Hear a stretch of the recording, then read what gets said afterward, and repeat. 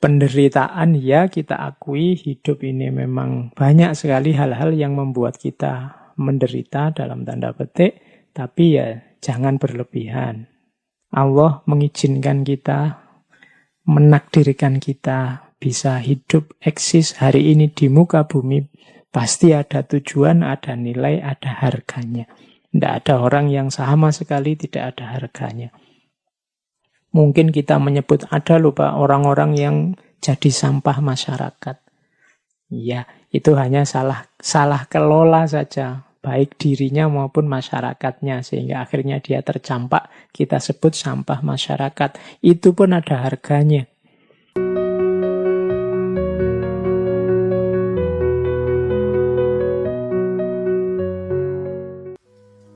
Assalamualaikum warahmatullahi wabarakatuh.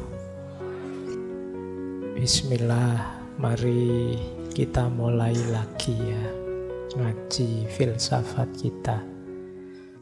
Baik, biar tidak lama-lama kita langsung ngaji ya. Sudah panas ya pikirannya, sudah tidak perlu pemanasan lagi. Bulan ini kita masuk di tema tidak terlalu berat. Saya awali dengan tema-tema santai saja, tema-tema yang tidak terlalu dalam, meskipun ada filsafatnya. Pokoknya nanti kalau ada yang rasanya sangat berat, ya di skip saja. Kalau di rekaman di YouTube-nya, ya diloncat saja, dicepetin saja sampai sekiranya bagian yang ringan-ringan, kan itu aja. Kalau tidak ada kewajiban, karena ini tidak seperti di kampus yang kurikulumnya harus urut, ada wajib menyampaikan ini, menyampaikan itu. Kita nikmati saja ngaji kita senyampe-nyampeknya. Tidak usah mengidealkan macam-macam, tidak usah menarget macam-macam yang di luar jangkauan kita. Kita nikmati saja apa adanya sesuai situasi kita. Bismillah, mari kita lanjutkan ngaji kita. Masih ada di sesi musibah. Hidup ini memang banyak penderitaan, tapi jangan lupa ada orang yang, kalau bahasanya anak-anak muda hari ini, orang-orang yang agak lebay tentang penderitaan hidupnya, sehingga mengalami delusi. Kalau ini teori psikologi ini. Jadi di dunia psikologi dikenal ada orang-orang yang mispersepsi tentang penderitaan hidupnya. Ada yang namanya delusi hipokondris, ada namanya delusi nihilistis. Delusi yang pertama ini ciri orang yang mungkin bahasa kita negative thinking. Dia selalu merasa diriku ini selalu menderita. Aku ini kok susah terus. Aku ini kok sakit terus. Tidak ada senengnya hidupku. Itu secara psikologi juga disebut delusi. Delusi itu berarti semacam tertipu, dia memahami dirinya, mispersepsi tentang dirinya. Apa iya sih? Hidup kita ini 100% isinya susah terus, menderita terus, kecewa terus, cemas terus, kanda.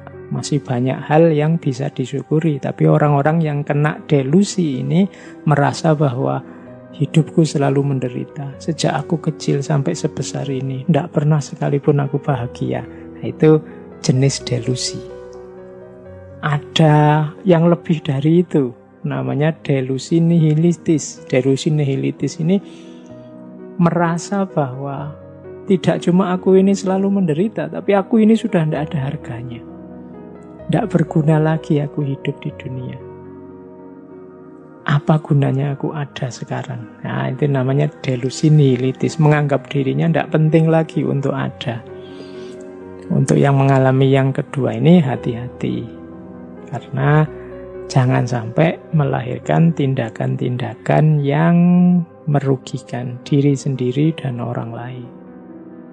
Jadi penderitaan ya kita akui, hidup ini memang banyak sekali hal-hal yang membuat kita menderita dalam tanda petik, tapi ya jangan berlebihan.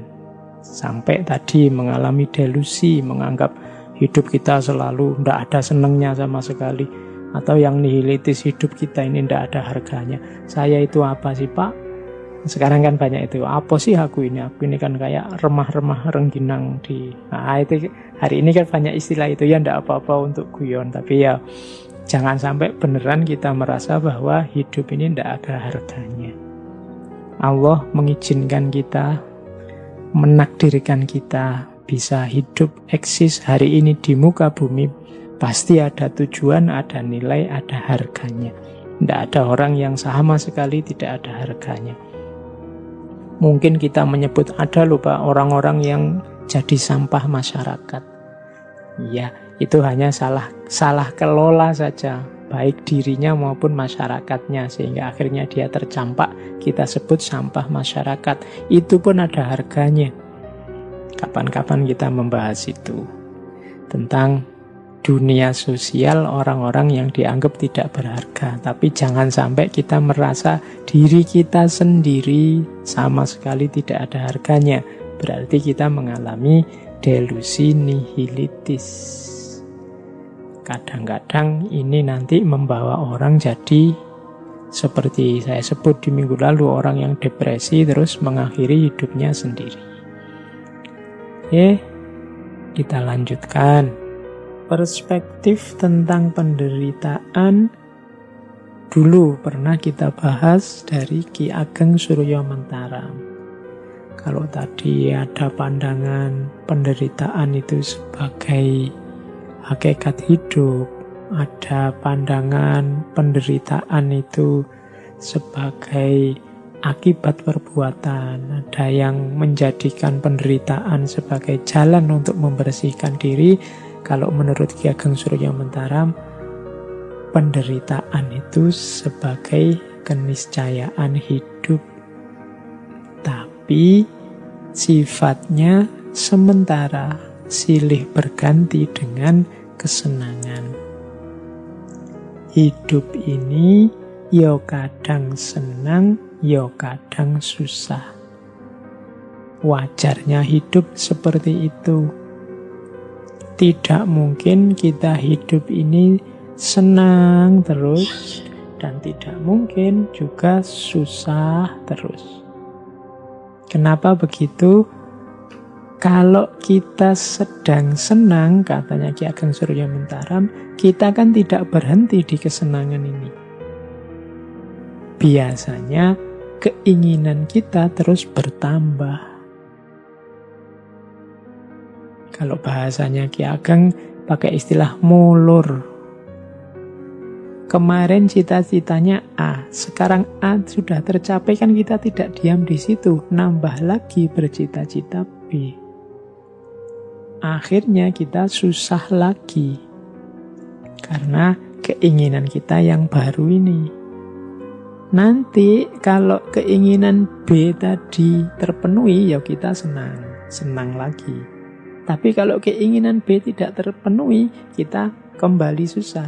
Tapi tidak masalah, kalau B tidak terpenuhi, biasanya keinginan yang tadi mulur terus mungkret. Mungkret itu menyusut. Menyusut itu jadinya terus begini, tidak apa-apalah, dapat A saja sudah cukup kok. Kita syukuri saja yang A tadi. Itu namanya mungkret. Orang hidup itu selalu begini, gitu loh. Jadi antara mulur sama mungkret. Keinginan itu selalu silih berganti. Kalau terpenuhi senang, tidak terpenuhi terus susah. Setelah susah, keinginannya berkurang. Setelah berkurang, akhirnya dia senang lagi. Tapi terus menginginkan yang lain lagi. Nambah lagi keinginan, susah lagi. Hidup ini silih berganti seperti itu. Kadang senang, kadang susah. Kadang mulur, kadang mungkret. Kadang mengembang, kadang menyusut. Itulah hakikat hidup. Kalau kita menolak juga tidak bisa. Ya kadang senang, kadang susah. Ada senangnya, ada susahnya. Yang tadinya kita anggap penderitaan karena keinginannya tidak terpenuhi. Tapi begitu tidak terpenuhi kan kita terus mungkret. menyusut keinginannya. Akhirnya kita senang lagi. Misalnya, kita menuju gimana caranya biar cepat lulus kuliah. Begitu lulus kan seneng, keinginannya tercapai. Tapi setelah seneng wisuda kan ada keinginan tambahan lagi. Misalnya ingin dapat pekerjaan. Ini dapat kerjaan kok susah ya. Sudahlah, disyukuri dulu yang lulusnya ini tadi. Sebelum menginginkan yang lain. Setelah bersyukur kan bahagia. Setelah itu kan tetap nambah lagi keinginannya. Jadi penderitaan itu keniscayaan hidup. Tapi jangan khawatir, hidup ya ndak menderita terus. Ada senangnya, ada susahnya. Keinginan itu ya tidak terpenuhi semua, tapi bukan berarti juga terpenuhi semua. Jadi keinginan bisa terpenuhi, bisa tidak terpenuhi. Kalau tidak terpenuhi ya susah, kalau terpenuhi ya senang. Kalau begitu susah, terus keinginannya berkurang. Setelah berkurang, seneng lagi. Begitu terpenuhi, seneng. Setelah terpenuhi, keinginannya tambah. Akhirnya susah lagi. Itulah hidup.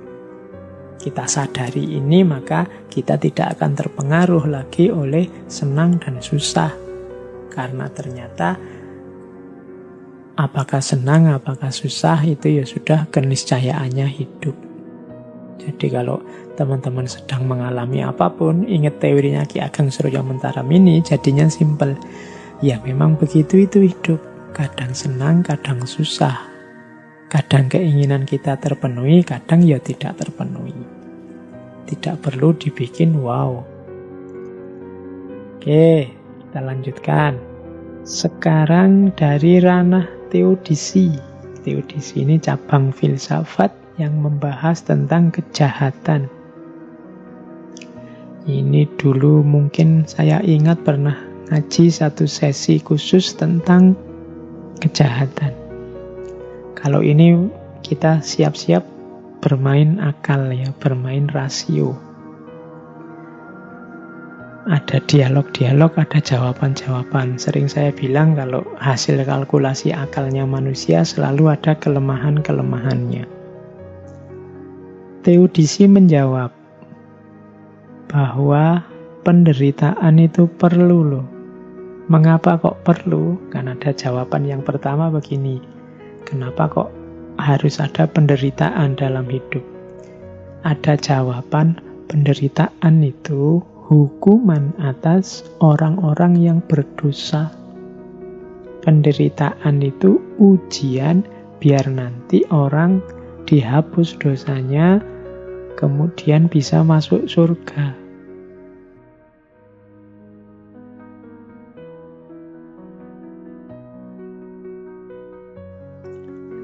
Penderitaan itu untuk membuat orang semakin sadar dan semakin bermoral. Nah, ini jawaban ini kan sering kita dengar. Oke, di akhir sesi musibah ini saya ingin memberi sedikit bantahan, sedikit teori ya, ini dasar eksistensi manusia. Yuk kita lanjutkan. Itu tadi dari ranah sosiologi. Sekarang dari ranah teodisi. Teodisi ini cabang filsafat yang membahas tentang kejahatan. Ini dulu mungkin saya ingat pernah ngaji satu sesi khusus tentang kejahatan. Kalau ini kita siap-siap bermain akal ya, bermain rasio. Ada dialog-dialog, ada jawaban-jawaban. Sering saya bilang kalau hasil kalkulasi akalnya manusia selalu ada kelemahan-kelemahannya. Teodisi menjawab bahwa penderitaan itu perlu loh. Mengapa kok perlu? Kan ada jawaban yang pertama begini. Kenapa kok harus ada penderitaan dalam hidup? Ada jawaban, Penderitaan itu hukuman atas orang-orang yang berdosa. Penderitaan itu ujian biar nanti orang dihapus dosanya, kemudian bisa masuk surga. Penderitaan itu untuk membuat orang semakin sadar dan semakin bermoral. Nah, ini jawaban ini kan sering kita dengar. Oke, di akhir sesi musibah ini saya ingin memberi sedikit bantahan, sedikit sanggahan terhadap argumen tentang perlunya penderitaan ini. Ini bahan diskusi untuk teman-teman nanti ya. Kalau jawabannya penderitaan itu adalah hukuman atas orang yang berdosa, kemudian biar orang yang berdosa nanti bahagia di surga, dan seterusnya, biar orang yang berdosa sadar dan moralnya semakin bagus. Dalam kenyataannya ada beberapa kontradiksi, paradok. Misalnya begini untuk membantah, apakah musibah itu hukuman? Kalau itu hukuman, bagaimana dengan anak-anak kecil yang tidak mengerti apa-apa? Misalnya dulu kita bilang, waktu ada tsunami, wah harusnya kita ini segera tobat. Kita sering dihukum dengan tsunami. Loh, kalau memang hanya hukuman alasannya adanya tsunami itu karena dosa-dosanya sudah berat sehingga dihukum dengan tsunami, lawang banyak juga anak-anak kecil yang jadi korban. Banyak orang baik-baik, rohaniwan, agamawan, ulama yang jadi korban juga. Berarti tidak bisa dong disebut itu sepenuhnya adalah hukuman. Nah, itu jawaban tentang bahwa bencana itu hukuman. Ini bahan diskusi. Yang kedua, nanti yang dapat bencana di dunia akan mendapatkan balasannya di surga. Ini bahan diskusi ya, saya tidak bilang bantahan ini pasti benar. Ada yang bantah begini, loh kenapa kok harus ada bencana? Bencana itu biar kita nanti susah di dunia, senang di surga. Loh apa Allah itu kan maha baik. Masa Allah mau memberi kita surga aja syaratnya begitu beratnya? Nah itu ada yang membantah begitu. Kalau Tuhan mencintai kita, mengapa sih kita harus disiksa dulu sebelum kita masuk surga? Nah ini kritik terhadap yang menjawab tadi, bahwa hukuman dengan bencana itu nantinya akan mendapat balasan di surga. Silahkan nanti teman-teman ya jadi materi diskusi. Terus yang ketiga tadi juga bilang, loh ini biar moralnya orang jadi baik no. Dengan bencana kan nanti orang jadi sadar. Dalam kenyataannya ada loh yang gara-gara bencana orang tidak jadi sadar, tapi malah putus asa, merasa hidupnya hancur. Jangan-jangan juga malah ada yang murtad gara-gara ada bencana. Nah ini juga bahan. Saya bilang tadi, apapun itu kalau masih pemikirannya manusia pasti ada celah-celah yang bisa didiskusikan. Karena manusia cirinya tidak sempurna. Terus itu jawaban pertama. Kalau ada yang bilang penderitaan musibah itu perlu sebagai hukuman atau balasan nanti di surga, atau demi orang naik level semakin baik secara moral. Yang kedua, kalau ada yang bilang begini, musibah itu harus dilihat secara luas, jangan dilihat parsial. Coba kita cek, jumlah orang yang mengalami musibah pasti lebih sedikit daripada orang yang tidak mengalami musibah. Berarti kebahagiaan lebih banyak daripada penderitaan. Secara umum, alam ini sebenarnya tertib. Nah, oke. Nah, ini jawaban ini juga bisa dibantah.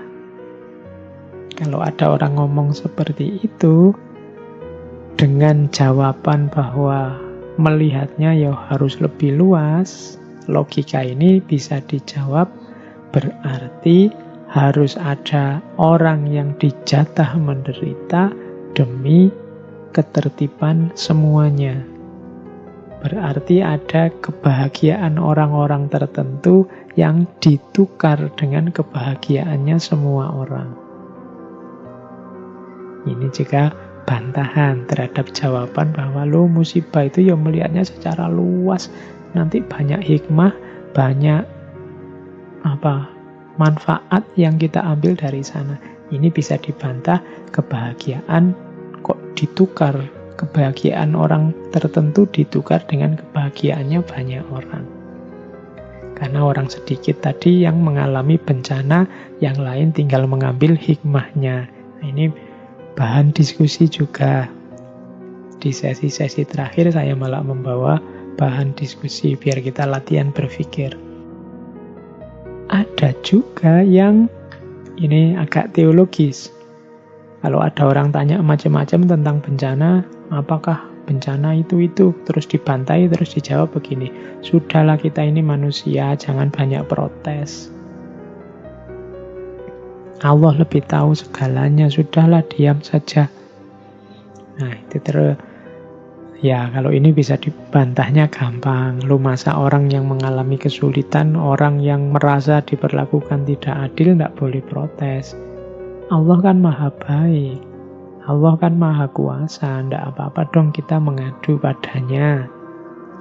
Itu contoh bantahannya. Nah, jadi ini sesi teodisi. Teodisi itu memang salah satu cabang yang sampai hari ini tidak selesai membahas tentang penderitaan, musibah, bencana, dan dihubungkan dengan Tuhan. Ada juga argumen yang membantah, yang tidak mau menyambungkan bencana dengan Tuhan. Jadi kan ada orang-orang tertentu yang menganggap bahwa bencana itu sumbernya Tuhan. Orang-orang ini merasa Tuhanlah yang menyebabkan kesengsaraan ini, Tuhanlah yang menyebabkan kesulitan ini, Tuhanlah yang menyebabkan musibah ini. Ada yang menjawab bantahan itu. Yang pertama, apa iya Allah jadi sumber penderitaan? Kalau ada orang ngomong seperti ini, pandangan seperti ini dianggap kontraproduktif. Kontraproduktif itu justru menyusahkan. Alasannya apa? Yang pertama, Allah itu kan kita yakini maha kuasa, maha baik. Kalau dia maha baik, kontradiktif kalau keburukan itu dinisbatkan pada Allah. Yang baik ya menghasilkan yang baik. Kok ada penderitaan, ada kesalahan, ada keburukan, itu berarti manusia yang menjauh dari kebaikan. Yang kedua, penderitaan itu apapun jenisnya, meskipun dirasakan sakit, sebenarnya ada tujuan baik. Ya. Ini bantahan kedua terhadap yang bilang bahwa Allah sumber penderitaan. Allah yang maha kuasa pasti dan maha baik pasti punya tujuan baik dengan yang kita rasakan sebagai penderitaan, yang kita anggap sebagai menyusahkan kita. Kalau pakai analogi ya seperti anak kecil yang dilarang main game terus-terusan misalnya. Anak kecil yang dilarang main game terus-terusan ini menderita kan, karena dia pinginnya main game terus-terusan. Orang tua yang melarang ini tahu kebaikan apa yang nanti akan lahir kalau dia tidak terus-terusan main game. Meskipun oleh si anak dianggap sebagai penderitaan. Biar saja dia menderita sekarang karena dia akan mendapatkan manfaat besarnya besok. Bantahan yang ketiga. Pandangan bahwa Allah adalah sumbernya keburukan ini akan menyulitkan nanti dalam upaya untuk rekonstruksi, dalam upaya untuk menyembuhkan orang-orang yang kesulitan karena bencana. Karena kalau Allah sumber penderitaan, berarti kita tidak punya hal lain di luar hidup ini tempat kita bergantung. Karena kalau kita punya Allah, kita punya Tuhan yang melindungi kita, yang menyayangi kita, maka kita lebih mudah kalau sedang susah.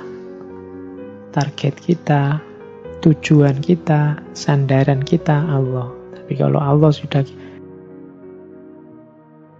kita jadikan sumbernya penderitaan, ya kita tidak bisa ke sana lagi untuk keluar dari penderitaan. Kita tidak ada lagi yang memberi motivasi.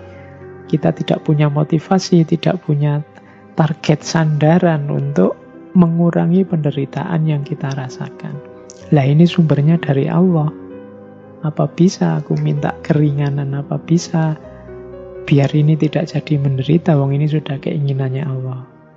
Nah, jadi ini argumen ketiga ini ingin bilang bahwa Allah jangan disebut sebagai sumber penderitaan, karena kalau kita sedang menderita, pelarian kita yang terakhir itu Allah, Tuhan. Kalau dia diposisikan sebagai sumbernya penderitaan, nanti kita tidak bisa lagi lari ke Allah saat menderita.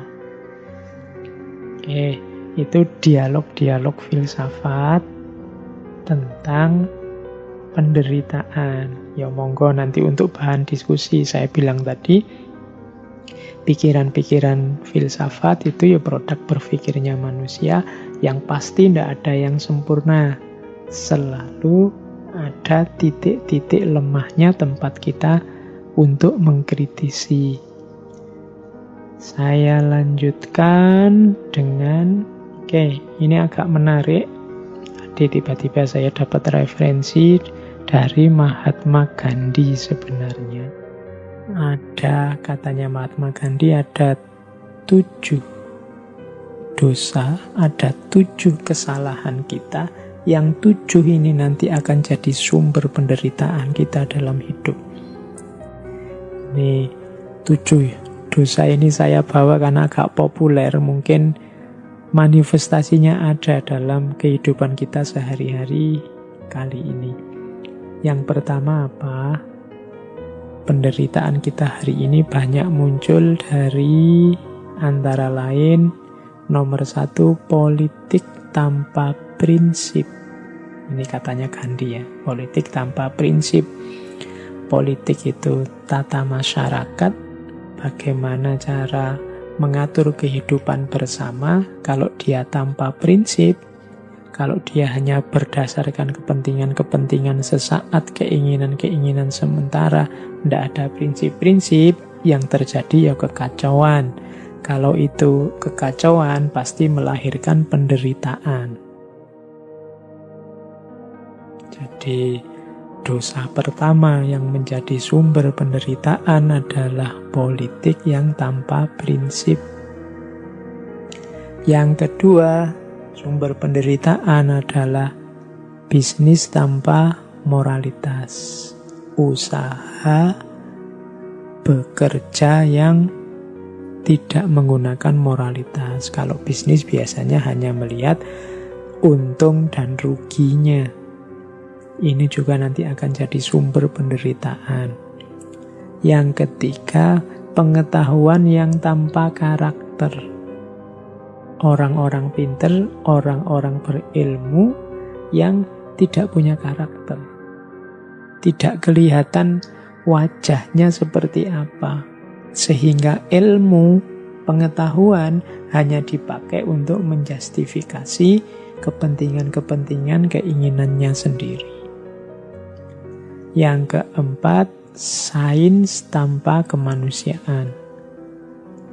Ilmu pengetahuan atau sains yang dikembangkan dengan tidak mempertimbangkan nilai-nilai kemanusiaan. Ini nanti juga akan melahirkan penderitaan.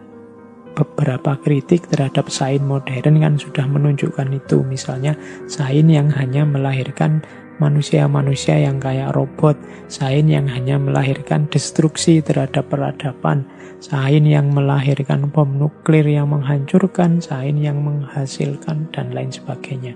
Sains tanpa kemanusiaan. Jangan lupa juga 7 dosa sumbernya penderitaan adalah kekayaan yang tanpa kerja. Kekayaan yang tanpa kerja simbol kemalasan. Meskipun sumber daya kita luar biasa, kalau isinya hanya orang-orang malas yang tidak mau beraktivitas, yang ingin hasil instan saja, pada saatnya kekayaan itu akan habis dan akan lahir penderitaan. Kemudian yang keenam, kenikmatan tanpa nurani. Kenikmatan tanpa nurani ini orang yang hanya ingin senang-senang saja, memikirkan kenyamanannya saja, tanpa menghidupkan kepekaannya terhadap lingkungan sekelilingnya.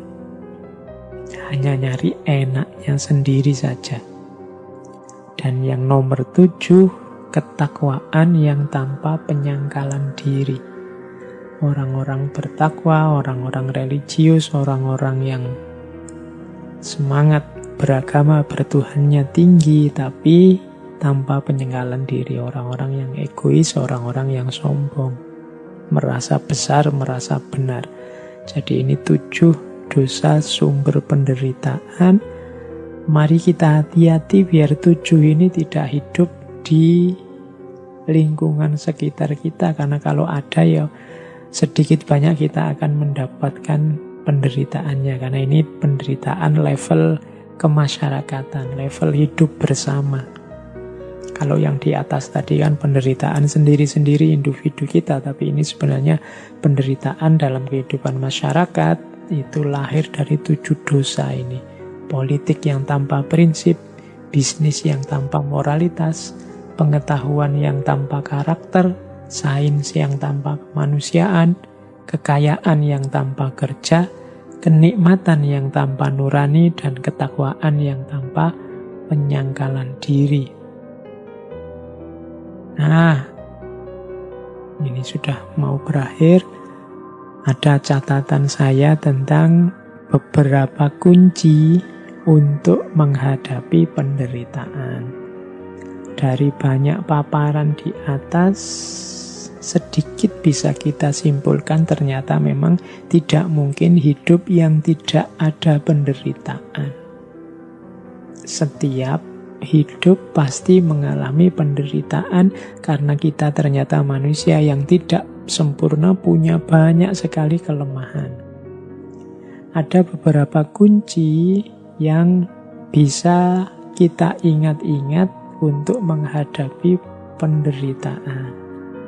Yang pertama adalah sabar dan muhasabah. Kalau sabar ini jelas ya, sabar itu berarti daya tahan kita menghadapi penderitaan. Tapi perlu juga digandeng dengan muhasabah. Seperti dijelaskan di depan tadi, muhasabah adalah salah satu kunci. Muhasabah berarti pemahaman diri, pengetahuan kita tentang diri, salah satu kunci untuk kita bisa ketemu jalan keluar dari penderitaan. Jadi sabar plus muhasabah. Kita tanggung derita ini, tapi sambil refleksi. Apa yang salah yang aku lakukan sehingga penderitaan ini lahir. ada titik-titik kesalahan apa yang aku jalankan sehingga penderitaan ini lahir. Itu namanya muhasabah. Setelah diawali dengan sabar. Yang kedua, jangan lupa tilawah dan hikmah. Tilawah itu maksudnya membaca, memahami. Terus kita pahami apa yang terjadi dengan segala variabel unsur yang mempengaruhinya. Setelah kita paham, barulah kita rumuskan hikmahnya. Merumuskan hikmah itu berarti mengambil manfaat dari yang terjadi, meskipun bentuknya penderitaan. Jadi kita baca, kemudian kita ambil hikmahnya. Tilawah dan hikmah. Kemudian kalau sudah tilawah dan hikmah, lakukan yang ketiga, tazkiyah dan islah.